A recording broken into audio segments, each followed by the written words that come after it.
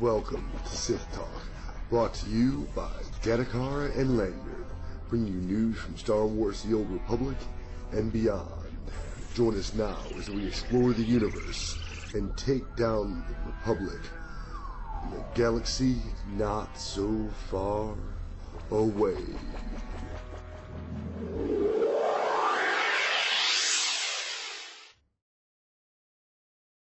Welcome everybody to a new episode of Sith Talk. Episode, I don't know, 23. 23, hot damn. Yeah. So we've made it 23 episodes, almost to 25. One more will be a season. Really? One more? Oh, is that how it works now? Yeah, 24, as usually on TV shows, it's 24 for a season. So yeah, we're almost at a season. That means we can take the rest of the year off. Is that true? Well, yeah. Well, if we could sell this shit to syndication, we'd be good. Yeah. Well, guys, it's been another interesting week in Star Wars. We've had a lot of excitement. Of course, there's been a definitely large amount of news that have just dropped between this last episode and today. But as we always do, we'll go ahead and start off with some basic housekeeping. We're up to 76 likes, which is really good. Brings us really close to our goal of 100. I think we agreed that it'd be 102, 103. That way we can make sure that we automatically take me, Lanyard, and Kevin out of the fray for the 30-day time card. Yes, we are still going to do that. No big deal.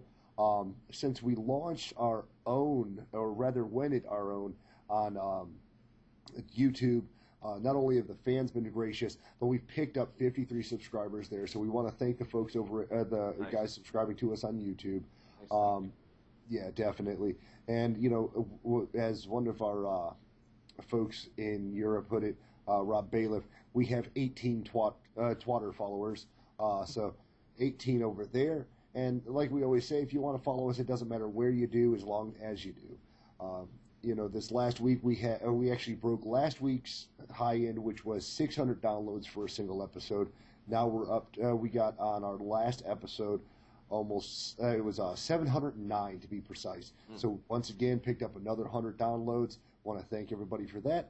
And of course, we currently have, according to my rough estimate, 413 subscribers to our show. So that really is heartening for the rest of us. It's great to know that we have people out there that are looking forward to hearing from us every week. And of course, it's fun to be able to chart the stats as we are a growing podcast. We want to make sure we give thanks where thanks is due. You guys support us every week, and we look forward to hearing from you when you do send us an email or post a comment, whether it be on iTunes or YouTube or Podomatic or Facebook. We're always throwing information up or funny pictures as far as our Facebook goes, and I think our Facebook may be linked to our Twitter. So if you're following us on Twitter, you may or may not be seeing those. If you're not, follow us on Facebook, and you'll be able to see all the awesome pictures there. Now, we did have some other little items, of course, and that's that one of our friends from the Complications Guild is also a listener. Safara hit 50 this week, and that made Safara's third 50. So definitely an alcoholic there. Nice. And he wanted to let us know that it's great to listen to the show and just to hear from us while he levels. So once again, someone else who has a great time listening to us and has a great time to listen to us. Leveling can be a bit arduous if you've done it several times. It's nice to have a good laugh once in a while. And as we were hoping, right before we started setting up for the show, Kiwi, one of our fans and guildmates, hit 50 on his first Imperial tune on our server. So we want to thank him for getting to 50. He said originally when he started the character he wanted to be a tank, but now he's thinking maybe it's going to be DPS. But we do have two tanks, so whichever way he wants to play it, man, that's how we'll play with them. Right. And it's great to have a fan in our guild. It's also great to have someone who with a busy work schedule, a school schedule, and then his own raid team on his primary server able to bust out a 50. And what was it? I think it took him just over a week and a half, something like that. A week and a half, 2 weeks, something like that. Yeah. So that's some dedication, not only to us, but to the game and to the show, where we are able to have a guildie that just burns it through while maintaining everything else. So, you know, definitely cool. And I did see Diggy on. Unfortunately, Diggy and I did not talk much. Most of them are working on playing on their alts. And I think you said last week that Dino has been away on business. Yeah. So definitely some cool things going on this week. I definitely had some fun with researching the news for this week, and of course, playing quite a bit. But let me not be too greedy. You hear Lanyard trying to jump in, and I want to get him into the pool. So we'll move into how our week was. Lanyard, what did you do this week, sir? This week, all week, I played with my pub, my one and only pub on Prophecy of the Five, my trooper, Suiza. Started out this week at level 22. I just hit 32 today. Shit, I gotta catch up. Yeah, well, that's gonna be my next 50. I figured I get 150 on the pub side, and then I'll work on Zuzu. She's at 30 now, so I'll have Suiza. So basically, all I did was, space missions back and forth, PvP dailies. Basically the dailies, the PvP dailies, the space mission dailies, and the Flashpoint dailies. And then I finished up Tatooine today as well, which I was surprised. Tatooine's for the pub side, the Tatooine planet mission is their planet mission chain, whatever it's called. Is for going and getting. You have to discover go to Zerka and find out what they're pulling up from the old Rakata species, whatever they were called. Right. And with the Imperial side, you go through and you have a huge battle with zombies, and you find the box, and you take the box back to the Empire side, and everything else. Well, on the pub side, it starts out similar. But it ends a lot sooner. The storylines mesh as they do.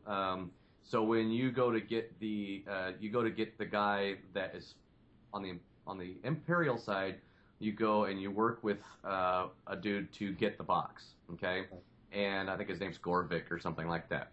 And on the pub side, you're trying to catch Gorvik before he takes the box. And you end up actually missing out on taking him down. So it ends there, and that's where the Empire side continues, where now you've got the box, they're inspecting the box, they open the box, they turn us all into zombies, blah blah blah blah blah. Right. So I'm done with Tatooine, and I'm moving on to. And surprisingly, I didn't get ganked at all on Tatooine. I did end up killing a level 50 yesterday though. At 29, I killed a level 50. Okay, how did that work out? there had to be some NPC help or something. There was a lot of NPC. Well, actually, there wasn't a lot of NPC help. I was inside of a building, was fixing to log out and go get lunch, and I kept hearing the lightsaber and blaster fire going on just outside the building, and I was like, "What the hell's going on?" So I went out to inspect, and there was a level 50. I think he was a marauder, and he was basically attacking the little town. Okay, so he was getting himself owned by one of the big bots. I mean, he was getting just ripped up, right? And he had found a place to get to where he was out of line of sight for the bot. The bot couldn't get to him, right? But he was still in combat, so he couldn't heal himself, right? He couldn't do the self-heal thing. Right. And I come around the corner, and I was able to sneak through the little hole that the robot wasn't. And I went in there and started attacking him, right? And I think he was at like 3%. Okay. And I used everything I had. I used my of course my Alara, which is the trooper healer, trooper combat or pet healer. She was healing me like a bitch. He couldn't get to her without walking forward and getting plugged by the NPC. So I was so the NPC didn't help me kill him. He just started it, and then I used everything. I used my heroic moment. I used my med kits. I self healed once. He was, and I killed him, and I was like, woohoo! So that was my one triumphant thing this week. Hey, that's still cool, man. I mean, it was fun. It was fun. It was fun. It's always fun to be able to gank someone who otherwise would have ganked you. Oh yeah. Oh yeah. You know, that's a fantastic story. I like that. What so you did a lot of PvP, and did you have fun? No, I didn't. I really didn't. This week, I think I won one out of all the people. I think it was the match me and Sudo were with you. Right. We won the what's that? Navari Coast. Yeah. That was in fact that was the only one we've seen 2 win that I was in was Navari Coast. The Hut Ball still sucks ass. I still really hate Hut Ball. I even was running it with my sort. I did do a couple PvPs with Kiwi, and I can't stand Hut Ball. I just really hate it. And we were in a really crappy civil war, terrible. What's that other one? The bombing run. The bombing run one, yeah. So I mean, no, I did some PvP only just to get the dailies done. But no, as soon as I got the dailies, I was just stuff that shit. Well, that and Suiza's at that point where you're in between the PvP gear. Right. So there's nothing. I mean, she's got like 900 comms, but there's nothing. I mean, I could go buy it for future, but right. I'm not well, really.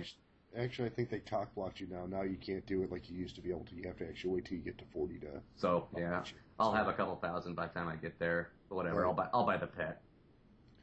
Well, you can buy the pets, or you can invest in the gear boxes and then sell the gear. Yeah, yeah. Extra scratch, I guess. She's not much into the PvP. I'm really enjoying her. Actually, in the flashpoints when I can get into them. So you said that was your Sork, right? No, that's Suiza's my trooper. Well, no, did you PvP'd on the Sork? I did PvP on the Sork just to get some dailies, but only that one daily that I did last night, and I did. Now I haven't decided if I'm going to run her healer or not, because she's on the lightning tree. Right. And I'm actually having a lot of fun doing the DPS on her. It's just the downside is just getting into the DPS, getting into a flashpoint, because she's DPS, and and everybody knows that DPS. I thought you were bending over and going healing on her just to get it over with. I haven't decided yet. It's right now because I'm focused on getting the pub up to a 50, so I've got a 50 pub. I haven't been working on her very much. So that's why if any of you guys have been looking for Lanyard, you haven't seen him in a week. I do need to get on with him and get some more dailies done, though, because I'm running out of cash pretty quick. However, Suiza is a collector. She's a farmer. She's got the biochem, scavenging, and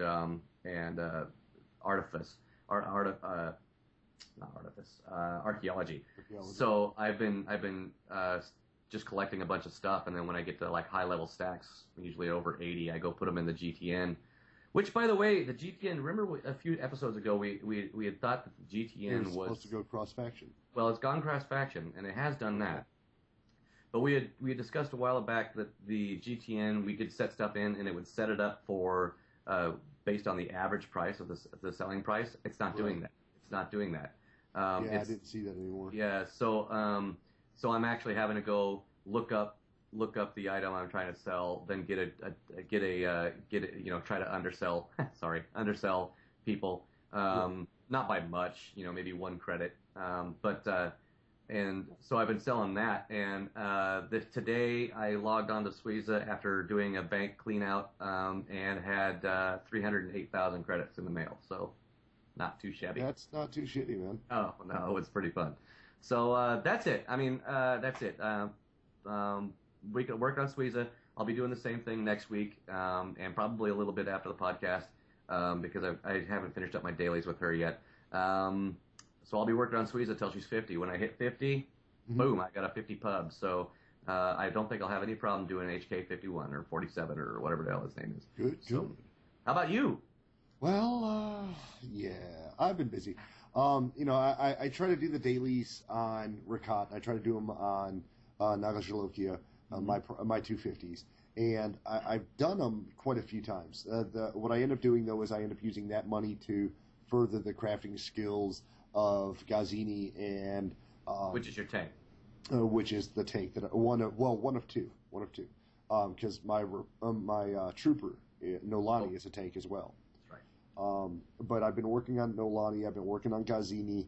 I actually started a new character, which okay. So I've got Hot Chocolate. Hot Chocolate's still leveling. He's 14 now. Yeah, but he's he's a specialty class. I mean, he's for your little show. That's like Tacoma. I haven't worked with Tacoma in a while yet either. So, and Hot Chocolate is a labor of love, but also a little bit of a work in progress for the show. And just because I want to get to the point that I like actually playing an operative, and I'm not there yet. Which is funny because I thought once he got into PvP, either as healing or DPS, I would love playing on him, but it's still not picking up for me. There's always a certain class in every game that no matter what you do, you can't seem to get it. Right. In WoW, it was a Warlock. In this game, it seems to be the operative. Yeah. Well, I hear the storyline is amazing. And I want to see it, but... Yeah, I hear the same thing about the Smuggler, and I really enjoyed the Smuggler storyline. I just couldn't get into playing the Smuggler, so... Yeah. But I did PvP on my 50s. I PvP'd on all but my newest character. Because my newest character is only level 5. And as we know, I have a penchant for bizarre names. Oh, no. Is this the one that you gave like the brother of, or the... It's the sister of Naga Jalokia. It's Boot Jalokia. Boot? Yes. Boot? And for anyone who's not a chili head, I had to explain this one to Lanyard because he's like, "You mean like butt?" Or Butte, Montana? Yeah. And we watched we were watching a TV show on Food Network or something, and they actually were talking about the Boot Jalokia. It's basically a ghost chili pepper grown in a different region. So it allowed me to make them sisters in the game, but give them names that correspond so that they actually have a main homogeneous, which made me happy. Main homo? Yeah, giggity. But she is the ultimate sin, I think, as far as Star Wars fans are concerned. She is a pure Sith Jedi. Is she going good side too? Light side? Yeah. You might as well. You're gonna go all out. Is 100% evil, and she's Sith. But when I made Boot, I wanted Boot to be a purely good, goody two shoes. I hate everything my sister stands for. She's not a sage either. She's going. Knight? I'm working on. She's a Jedi Knight right now. I think I'm going to be the mirror class to the Marauder. I don't remember. I want to say that it's Guardian, but I don't think it's Guardian. I think it is Guardian. But nonetheless, Naga's a healer. This one's going to be either DPS or tank, and it's really fun because I don't get the dirty looks or the dirty comments I was expecting when I made her. But it's been fun playing her because I hadn't played a Jedi Knight prior. I'd only played a Jedi Sage, and it's been a lot of fun. Now, as far as PvP goes, mixed reviews. On the 50 side, I see myself getting slaughtered on a regular basis. Naga, obviously, Rakat's not going back into that slave pen. But on Naga, she's getting just destroyed. A lot of people with War Hero gear that are just ridiculous. And of course, since the social gear is now adaptive gear, it's making it so that you can, put pretty much whatever you want into the gear and still have the stats, so you never really know what you're going up against coming into some of these. Right, which is great. I love that. It's kind of freaky. I hated it when people could tell how you were geared just by looking at your helmet or looking at your chest piece. Now it's like, you have no idea. Well, and on Gazini, I've had a lot of fun PvP. Yeah. Gazini is a juggernaut. He's currently spec'd for PvE, but in the PvP environment, he has enough sustainability with the bolstering buff from PvP matches that as long as I have one, maybe two healers, we can just sit there and wreck shit. I held the entire center by myself with nothing more than I guess I held it by myself. There was a healer that was there, and intermittently DPS came to help during the Alderaan War. Me and two healers held one of the Void Star doors all by ourselves. It's been a lot of fun. Hell, I did a hut ball the other day, and with a few little tricks that even Lanyard shared with me, with staying out of line of sight, I was able to pretty much camp and score the ball. It's just been a lot of fun, man. I'll fucking, even if I can't middle, there's always some healer who, that's the biggest thing. Like, who's a tank? Who's a tank? They want the guard immediately. Right. Drop guard on them, and they follow you like a loyal dog. Yeah. Yeah. Now, in respect to adaptive gear, I finally got all of my money together, and trust me, it cost an ass ton of cash, even on my Sork. I transferred all of her main gear over to the Voss social gear, which my wife and I both agree she looks creepy as shit. Yeah? Well, it's I haven't seen it yet. White and black, with a few black patches here and there. Yeah. But it's really like light gear. Yeah. And it's very. If you were a good guy, it would look really cool. Yeah. But I've got Sith corruption turned on Naga, and I'm turning it off.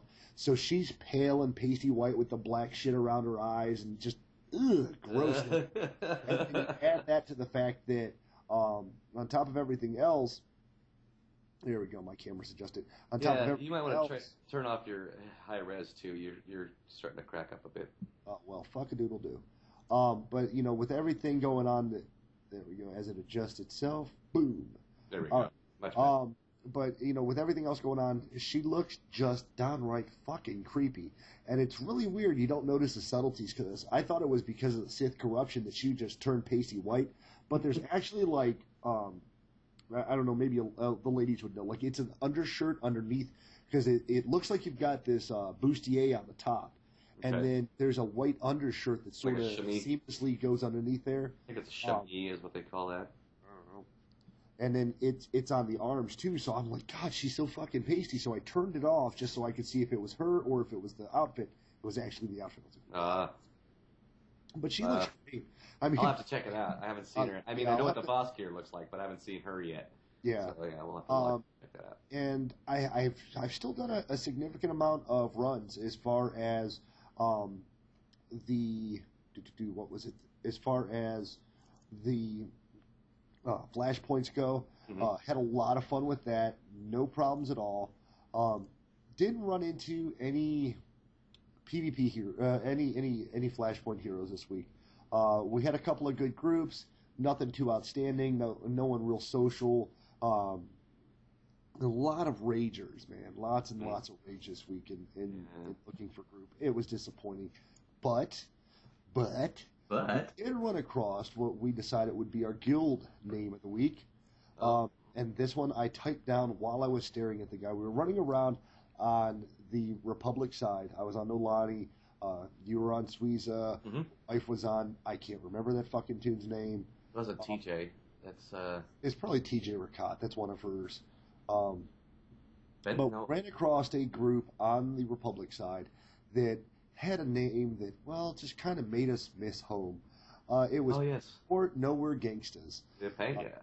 Now, I don't always like gangstas because I think that's just retarded. They actually spelt it with the inappropriate slang, but it was Port Nowhere Gangstas, and I thought it was great because it was the first time I'd seen a guild on our server that actually had reference to our server. Yeah.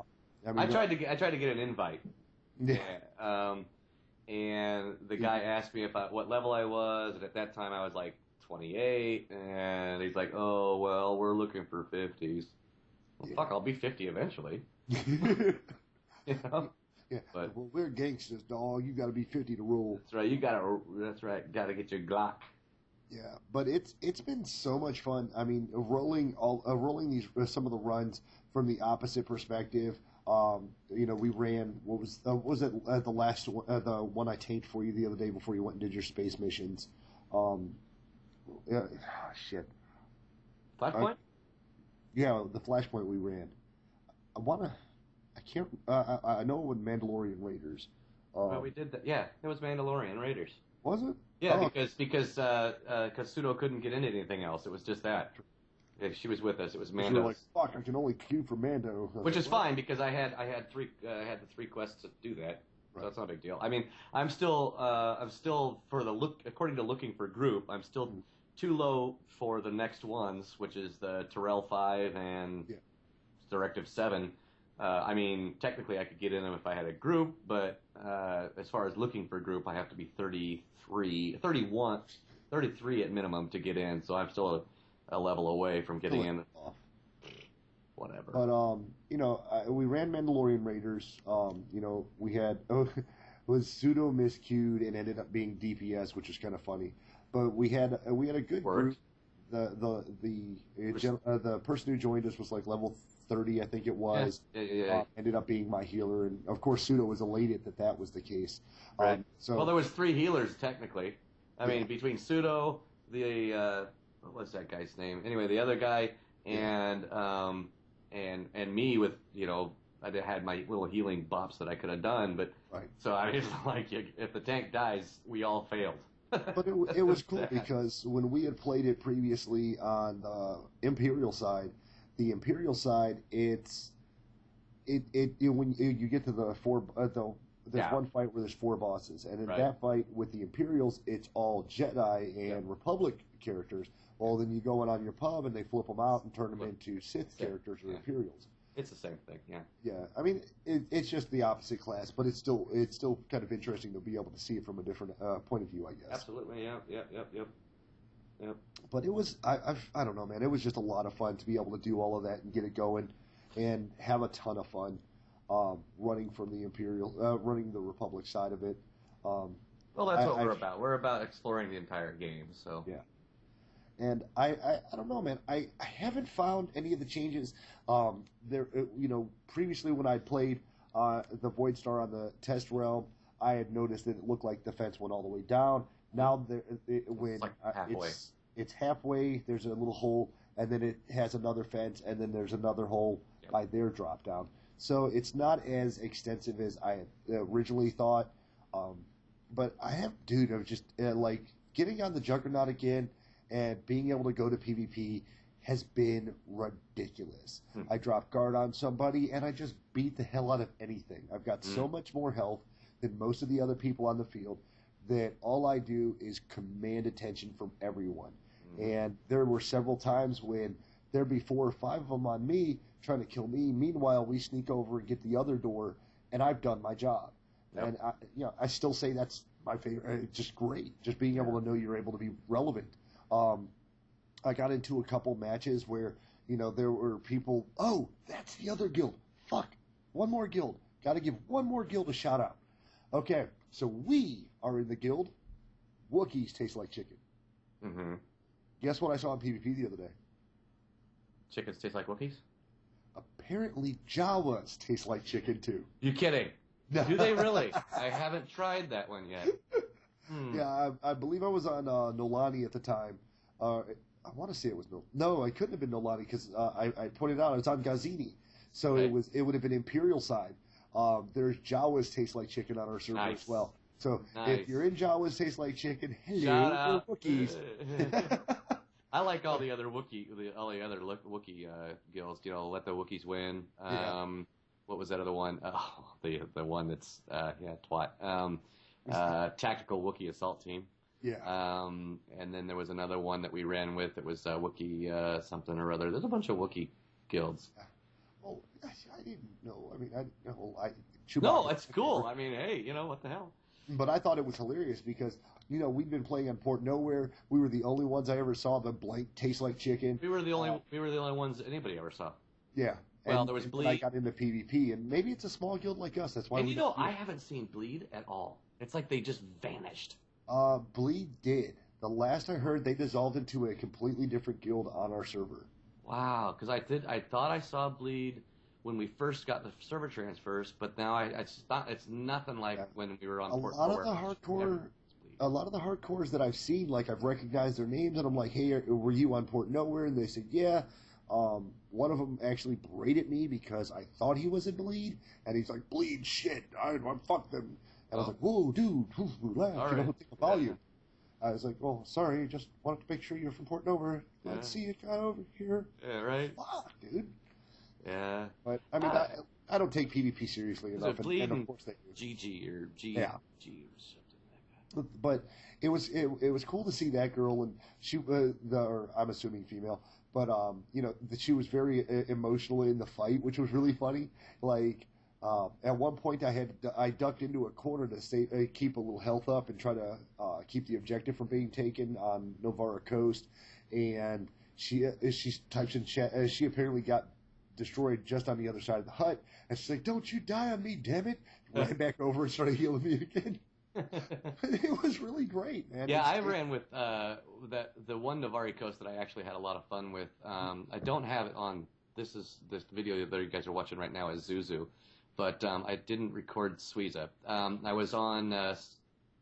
Was I on Suiza? You were on Suiza. Yeah, okay. And there was Brandy, I think was her name, right? Yeah. Yeah, which I thought was great because how long have you had this tune and you're only level 19? Because Brandy, I mean, nobody took that name, and because it was spelled traditionally too, Brandi, or IE, I guess. But she was on the Navari Coast, and we took over what is that, east? You and I head south. Yeah, and then that was a lot of fun, and then we saw her again in the hut ball, but that was a good win. That was a lot of fun. We were doing really well. But actually, I don't think you were in that one. It was me. Yeah. No, it was I've got the video. Oh, well. What do I know?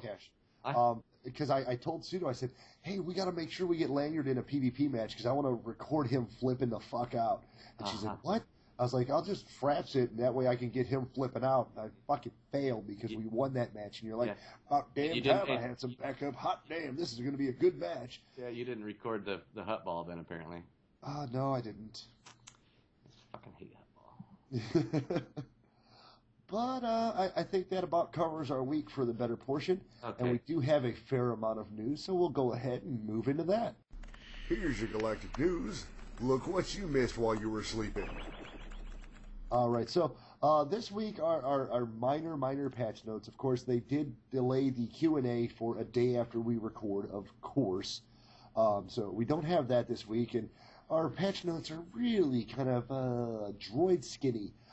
Implemented changes to improve overall server stability, which I'm not sure what the fuck that means, because the game keeps crashing on me from time to time. I don't know what it is. I've had people that I've been grouped with who have had the same problem. The servers in and of themselves aren't going down, but our connection to the game has been. If any of you developers out there that are listening, if you could send us an email at Sith Talk at@gmail.com, and explain what improving overall server stability means. It'd be great, so that we could be a little more detailed to our listeners. That'd be awesome. Or if any of our listeners happen to have a knowledge in that area. What does it mean? I mean, does that mean because they've done that. If I think of server stability, I'm looking at stability. I'm visualizing the server like shaking like a washer, and you're just like adjusting the foot. The only thing I can think of is they're talking about the server lag, because there's a lot of server lag throughout the game, and it with 2 and 3 tiers, or 3 and 4 tiers in some cases of Imperial Fleet. At certain points it does get a little bit choppy, but I would like to see the connection stability, because I'm sick. Or fucking tell me how to keep my game from fucking crashing. Right.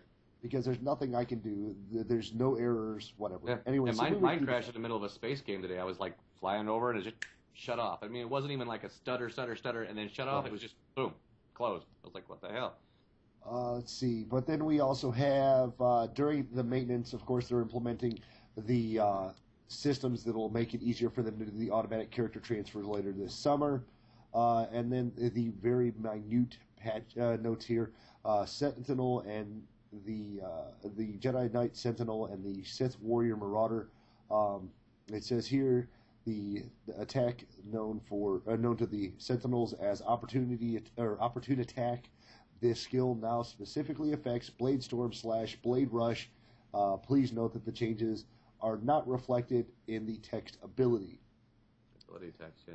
Yeah, and then of course it goes straight to the Marauders. Same basic idea. Same thing. Execute this skill now affects for Scream, Vicious Slash, Massacre, and the text ability is not there. Okay, so that's patch notes. That's it. Wow, mind-bogglingly long. I know.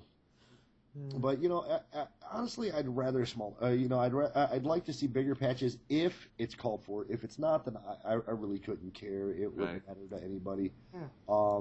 But now there was some rather large news this week. As we got in this week, a lot of people started asking me at work, have you heard? Have you heard?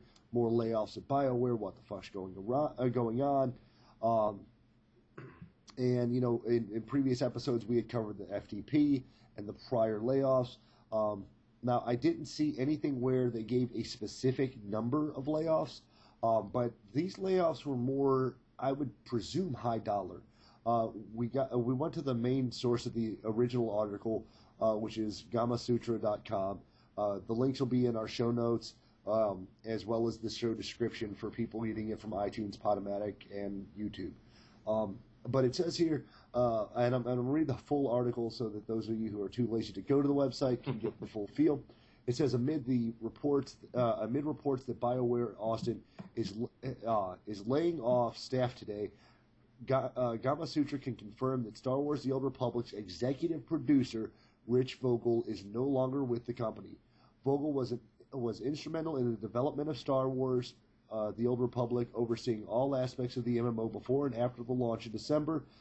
The online game, though, has lost around 400 subscribers in recent months, which we covered on previous episodes, because BioWare has not released any new numbers to us. BioWare Austin recently said it's considering free-to-play options as a title. Once again, we covered that. Mm-hmm. For the title, let's see. Reports also emerged Tuesday morning that the Austin office is laying off workers, but it's unclear if the headcount reduction is part of the restructuring plan BioWare announced in May, though its parent company, Electronic Arts, didn't specify then how many employees would be affected. The publisher said the layoffs were necessary in order for the team to maintain and grow Star Wars.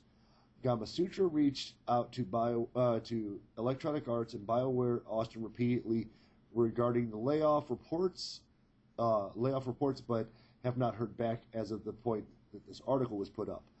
Vogel has worked in the industry for more than 20 years, helping build landmark MMOs like Meridian 59 for the 3DO, Ultima Online at Origin Systems and EA, Star Wars Galaxy at Sony Online Entertainment.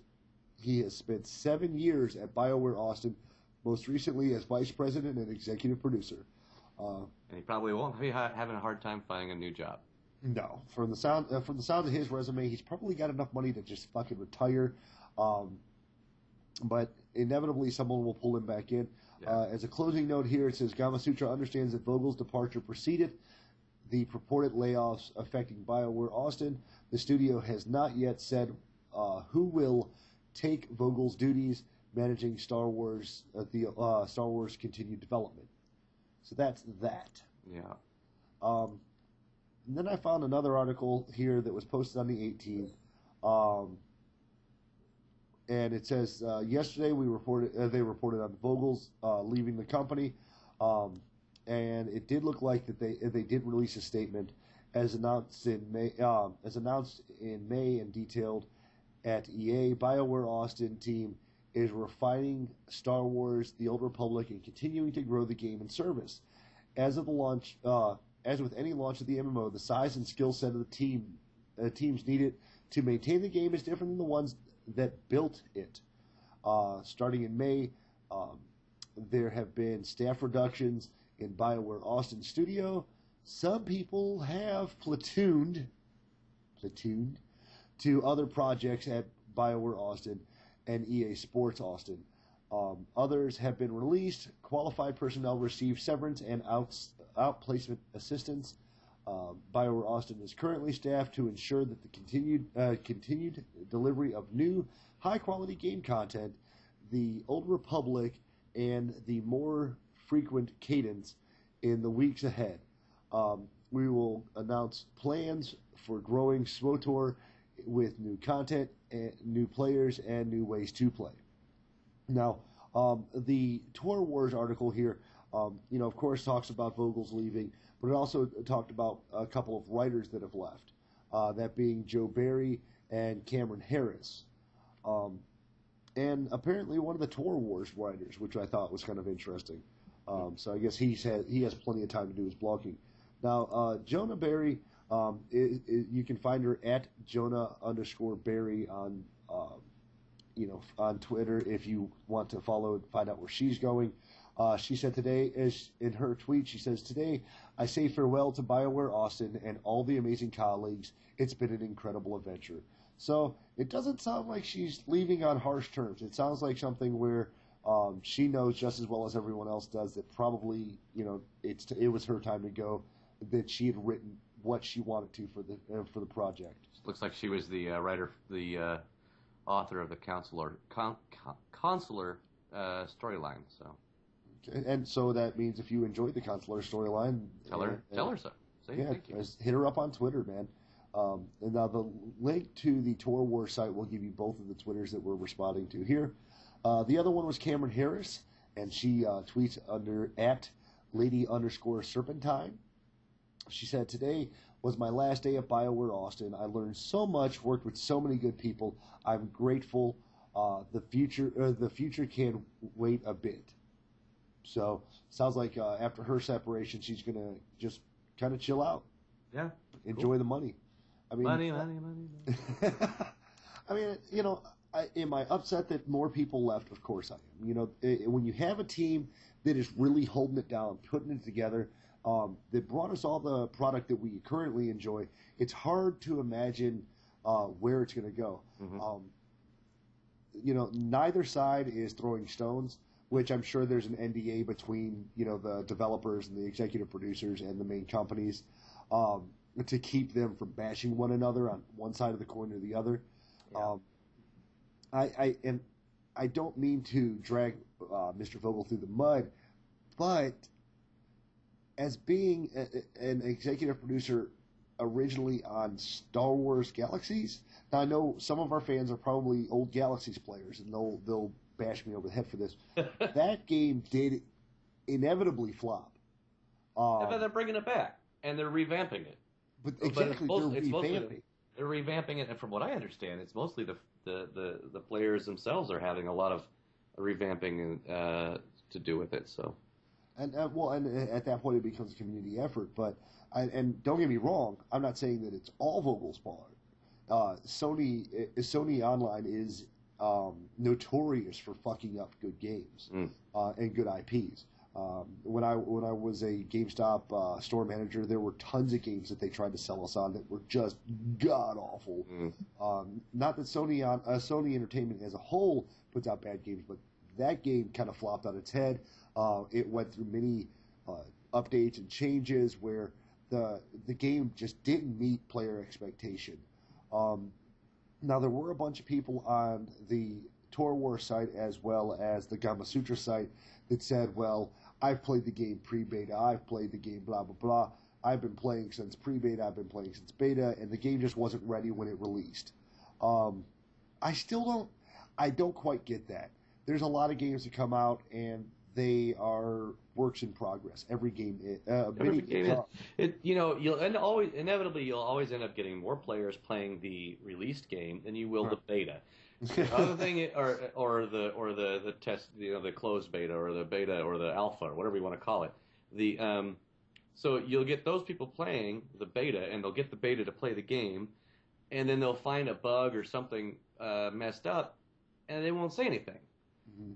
Well, then they say, okay, well, it must be good to go, and they release it, and then you get millions of people playing, and then you get a few more responses, and then, of course, now the forums are going hot, and they have to go to the forums and find out what's going on and this type of thing. And you get a mass exodus from the people that can't, it's not perfect. So they all leave, and then you get a few more, and they're still working out the bugs. Then of course, it's just like now, they're still working on fixing Looking for Group, because that was a gotta have it or I quit playing Star Wars, because if I can't just do my Looking for Group. So now they've got all the bugs in Looking for Group that they got to work on, which means they put all the other stuff that they were working on behind the Looking for Group. So yeah, and I mean, it does suck that we lost one of the producers. Does it mean the end, or does it mean any problems? Does it mean we're going to see a hiccup? I don't think so. It just means somebody else got a raise. Don't get me wrong, okay? Whenever we lose a primary developer, a primary writer, someone who brought us the product we walked into, it does suck, because then you have to worry about whether or not we're going to lose a new content, or that the direction of the game is going to massively change. And I think that at this point, the game really it's in its own stride. It's seen a few people leave. It's seen some people come back. I'm still running into people every week that this is my first time playing an MMO. This is my first time playing Star Wars games, and that, to me, that speaks that the game is not as weak as some people would think. One of the discussions I had with Kevin a while back, and I think I've had it with you, and I've had it with some coworkers, is we, as constant MMO players, or seasoned MMO players, I'll say, we look at a game based on our prior experiences in most cases. If we've come into a game and it has shortcomings in comparison to our last game, we're then erupting with aggravation and why not? Why isn't this fixed? Why isn't that fixed? Why wasn't this working in the first place? But many people that I've talked to, specifically on the pub side as of late, because I said I was going to do it, so I'm going to fucking play my Nolani. And of course I've got Butchalokia now, so that of course makes me want to play. But a lot of people I talk to say, this game is fantastic. There's so many storylines, and this isn't me fluffing BioWare's balls or anything. This is what I'm hearing from players. It's what's exciting me from the player's perspective. So many of them are telling me how much they're enjoying the game, how many different characters they've rolled, what's been going on in their gaming, and they're enjoying it. Mm-hmm. Does it suck that we lost a writer? Hell yes, it always does. Writers are the bread and butter of real RPG gaming. Does it mean that we're at a loss? No, not really. We've already got what they feel, in some cases probably, is some of their best work. Otherwise, they wouldn't. Without that, they wouldn't have done it. Right. They wouldn't have put it into the game. Right. So we've got the best that some of the writers could do for us. Now it's up to the new writers. The other thing, of course, if we're talking about clearing it out, EA is kind of right.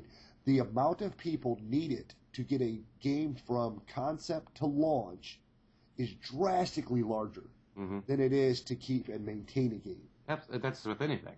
Yeah. So it does suck that we lost some people. It always does. Mm-hmm. Does it mean anything? Not really. No. It means a few people who made a butt ton of money are moving on to other projects and newer things. Yep. They're being platooned to others. Well, that's a funky ass comment. I don't even what the hell's platooned mean. They're being launched in the battle against a whole new project that we're going to try not to fuck up. That's right. Yeah. But it was a bad movie too. That was a wicked movie. We're not a movie show, although we should do one. Wait, we'll move. Yeah, because I just went and saw Batman today, by the way. Yeah. Yeah. Not only did I go to see Batman. Oh God, here we go. But I went and got my ticket, right? And it was again a packed show. And I went during the middle of the day on Sunday. I didn't figure it'd be packed. But yeah, I guess I'm stupid. But anyway, so I go in there and I said I would like the 2:20 showing, and okay, no problem. And the guy hands me my ticket, and I look, and I was like, Theater 9, really? You couldn't move that out of a different theater? I sat by the exit. Too tsunami. Just saying. I just thought, I was like, really? You don't realize how bad that looks? I mean, you couldn't move that to a different theater, but no, apparently not. So, anyways, but the show went good. It was kind of a boring, dull Batman, but other than that, it was good. You might offend the true Batman geeks. players. Yeah.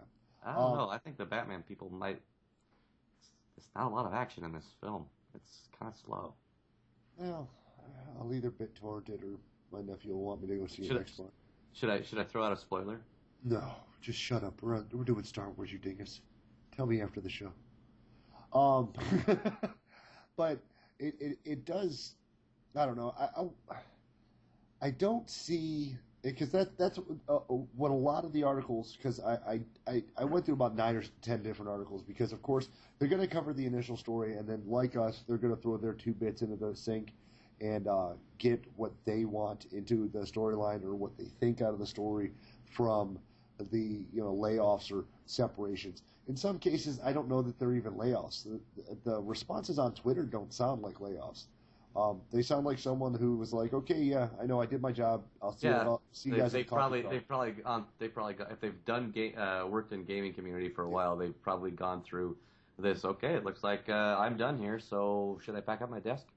Yeah, and I mean, it does suck, but we are already experiencing their best work, or what we will be exposed to as the best work. But what it does mean is that there's a question at that point where your storyline will divert from 50 to future levels. Now, I did watch a YouTube video from Tungren, I believe is his name. I'll have the link in the comments. Tungren actually talked a little bit about it. He also is a big video gaming journalist from the sounds of things, or I guess as far as the internet goes. He's a gaming journalist, and he was talking about the FTP. He was talking about the layoffs, and he brought up some valid points. One of the things being that with our game, it is a tiered or ladder type development where you're constantly getting to the next rung of content. And when you get to the top, it's about tiering up in gear. I'm trying to get my hands in frame. Trying to get tiers in gear. Well, with Star Wars, you get up to 50 so quick that once you go in for the gear, you don't, there's no real escalation in gear. Right. And pardon me, when you play WoW, you were able to get all the way up to 85, but then once you hit 85, you had your starter rating gear, you had your next rage gear, and each time you got a new rage, you got a new tier of gear. I don't know if that is something that's possibly frustrating BioWare, because if you go into the same content, you've run the primary content, you're full Rakata, or in some cases I've seen people in a lot of campaign gear, so you're full campaign gear. At that point, going into the run is literally there for the experience, for what we've referred to in previous episodes as our hardcore raiders. There's no new tier gear to get to. Right. So the hardcores that have the campaign are thinking, what's the point in even doing this, even if it's new content? So you have to constantly give them new toys. Right. So for the way our game is built, okay, you go boom boom boom all the way to 50. Then you get your Battle Master gear. Then you get your War Hero gear, and it stops. With the rating, you go through, you get your TNEs, your Kalumi, and then your Rakata. And if you're fucking crazy enough and you're doing Insanes, you get your campaigns. Yep. Okay, and that is the end. So, in my experience as a raider in WoW, I would have to say that the downside is that once you get that top tier gear, unless you're interested in rerolling alts and whatnot. Well, rerolling alts, or for that matter, just rolling the gear that you have. Or, I don't know, I guess you could get the crazy shit and try to challenge yourself. Without the reward, there's no incentive to go and get into that next run. Which is what usually ends up really hurting some of these MMOs is when you have the players that don't experience all the stuff. They just go straight to 50. And I got to get my campaign, then they stop. Right. And they wait for that new release to come out. The other thing that might help a little bit with the incentives is instead of giving them new gear sets, instead of that, since there's the option of getting mods and armor and augments and crystals and shit and stuff, right? To instead of giving a new chest piece or a new guard piece or whatever, and because we have so many variations of gear now with being right. that you can wear anything pretty much. That maybe instead of giving new gear sets in some of the upper level, the new raids, instead just giving some of the drops are new armor or new mods, and then that way they have to go through it more to get a full set of 60 mods, 61 mods, 62 mods, and so on and so forth. So if you're going and dropping on a boss, and it'll have three gear drops. Instead, it has 3 armor drops, or an armor, a mod, and an enhancement, or a barrel, or I mean, it might make it a little more challenging for the people writing the loot drops Right. for each boss. But if you were to do it that way, then it takes you a little longer to have a full set, and you have to do this campaign more often. Well, and I kind of feel that idea. It sounds interesting. It would definitely be a drastic change to the way loot works in most games. But once again, I don't depreciate the value. We're not even raiding at this point. We were with the other guy with Complications. We're trying to get more people into our guild so that we can raid more do ops, whatever the fuck you want to call them. Right. Raids, ops, whatever. Yeah. I'm not depreciating the value of what they've given us. Most of us have never seen the inside of Genova. We've been in the KP, we've been in some of the other runs, and they were fun for us. Mm-hmm. The boss mechanics were interchangeable. It's a blast. I was having a lot of fun. Right. But if we were to address the hardcores, and of course I doubt that many of our fans are hardcores. Well, I guess Kiwi is. Kiwi is. But he's also a casual as well. He's one of those back and forth type people. And I'm sure that we've got a lot of hardcores. I mean, yeah. But I mean, correct me if I'm wrong, but when the next set of gear came out, you felt compelled in WoW to run out and try to get that next gear set, unless of course it was butt fucking ugly. Now there were a few sets that I had. The great thing about Star Wars. Yeah. So I mean, the fun part about Star Wars is we get to upgrade we get to change our gear regardless of gear how ugly, or how personally we feel about this, the gear that the artist put an excruciating amount of time into designing, and is a love of their work. But just because I don't like table legs sticking out of my back doesn't mean I have to wear that set no more. And so, I mean, being able to customize the gear, being able to take that to the next level as far as what you want in personalization, I think it speaks to some op runners. I don't think it speaks to most. I think for someone who raids, that was always my thing. When we were running through Naxxramas, I wanted to get my full hunter set. Mm-hmm. When I went into the next run, I was just looking. I wanted to. The immersion was there. The gameplay was there.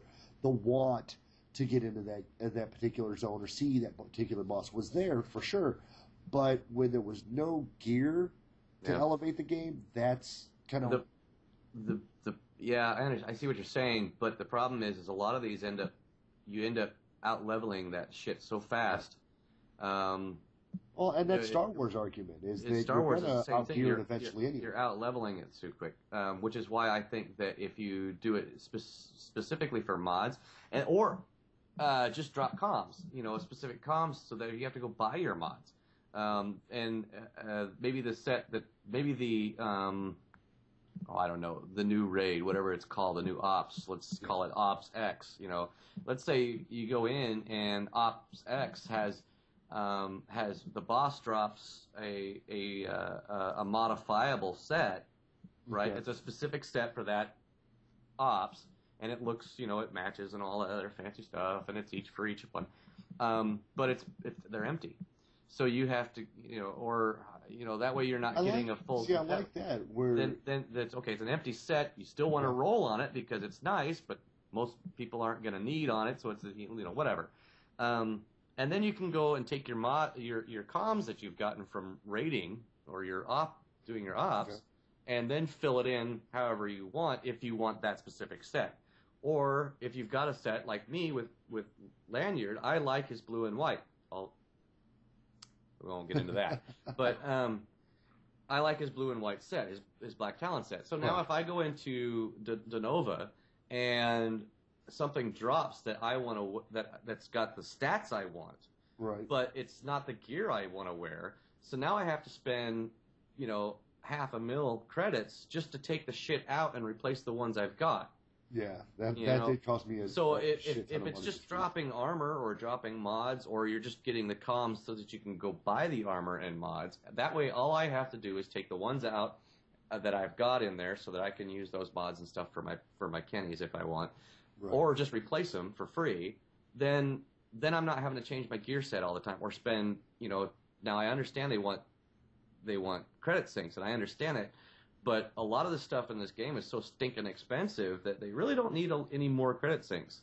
So I think that it should just drop mods or comms to buy mods, and then maybe have a modifiable set that drops in the ops that's got empty slots. Or maybe better incentive, it's got the empty slots with an MK6 or, well, in this case would be MK7 augment already built into it. Right. So there's I lots like of the things they idea can do that- to perpetuate the advancement. I like the idea of implementing more. Oh fuck! What are they? Adaptive gear. Mm-hmm. The idea that they should drop adaptive gear and allow you to drop your own things in there. From a perspective of, I like the way it looks. I want to put my mods in it. Right. And then it's not like, okay, well, this drop Marauders roll, this drop Sentinels roll, whatever.